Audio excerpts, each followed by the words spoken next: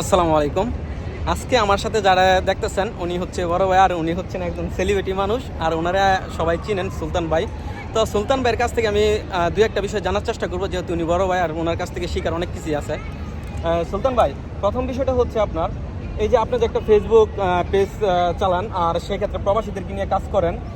প্রায় 2 বছর মেবি এরকম হবে পেজটা, আপনার পেজ নিয়ে কাজ করতেছেন নাকি আরো বেশি হবে না কম হবে? আচ্ছা, 3 বছরের কাছাকাছি নিয়ে কাজ করতেছে। তাহলে এই যে প্রবাসীদের সমস্যাগুলি আপনি যখন তুলে ধরেন, অনেকেই তো আপনাকে অনেক ধরনের প্রশ্ন করে, মেসেজ দেয় বা ফোন দেয়, নাকি এই প্যারাটা আপনি কিভাবে নিন? আসলে আমরা প্রবাসীদের নিয়ে, আপনিও আসছিলেন তখন আমাদের প্রথম থেকেই 2020 সাল থেকে আমরা প্রবাসীদের নিয়ে কাজ শুরু করি। তখন থেকে কাজ করতে, হয়তো তখন পেজ ছিল না আমাদের, কিন্তু পরবর্তীতে একটা পেজ নিয়ে যখন কাজ শুরু করি, মানুষে অনেকে নক দেয়, কিন্তু নক দিলেও এই জায়গা থেকে আমরা আসলে অনেক আমাদের পরিশ্রম হয় ডিউটি শেষে তাদেরকে নক দেওয়া, তাদের সাথে রিপ্লাই দেওয়া, কথা বলা। তার এটা মনে হয় যে ভালোবাসার জায়গা থেকে আসলে এটা আমরা ম্যানেজ করে নিই, নাহলে সম্ভব না। কারণ ভালোবাসা না থাকলে, আর যদি বিশেষ করে চিন্তা করি যে একটা মানুষ যখন বিপদে আছে, এই কথাটা যখন বলে, তখন আর আমাদের কাছে ওইটা মনে হয় না যে না আমি কষ্টে আছি।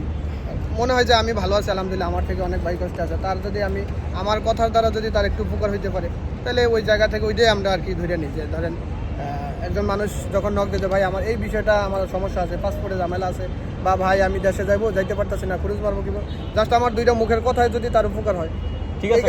কিন্তু দেখা গেছে আপনি এখানে তো যে কর্মস্থলে আপনি আছেন, যে একটা কাজ করেন, তো তো ওই ক্ষেত্রে আপনার দেখা গেছে সময় পাইলে মানুষ উত্তর দিন, যখন আপনি উত্তর না দিতে পারেন তখন কি মানুষ আপনার প্রতি রাগ করে বা অভিমান করে?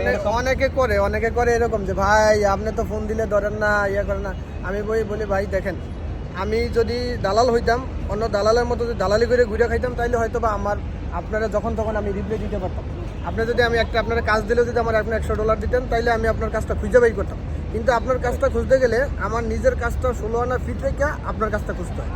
তাহলে আপনি আমার প্রতি রাগ না করে আপনি আমার মেসেজ দেওয়া রাখেন যে কোনো প্রয়োজনে যে ভাই এই বিষয়ে আমার জানার আছে, তাইলে আমি চেষ্টা করবো আমার ফ্রি টাইমে সময় দিতে, না ওইটা আর কি। অনেক সময় অনেকে রাগ হয়। একদিন একজনে তো বলেছে যে ভাই আপনার মেয়ে ফোন দিলে মানে এমনি এইভাবে যে মেয়ে আপনার ফোন দিলে ফোন ধরেন না, ইয়া করেন না, আপনি মানুষের ভাব দেখা।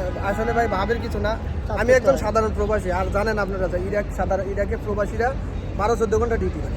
তা আমি ওই ডিউটিটা, আমার নিজের ডিউটি কাজ ঠিক রেখা, তারপরে আমি চেষ্টা করি যে 1 মিনিট সময় থাকলে সেটা আপনাদেরকে সময় দেওয়ার জন্য, এবং আপনারাও জায়গা থেকে চেষ্টা করেন এটা।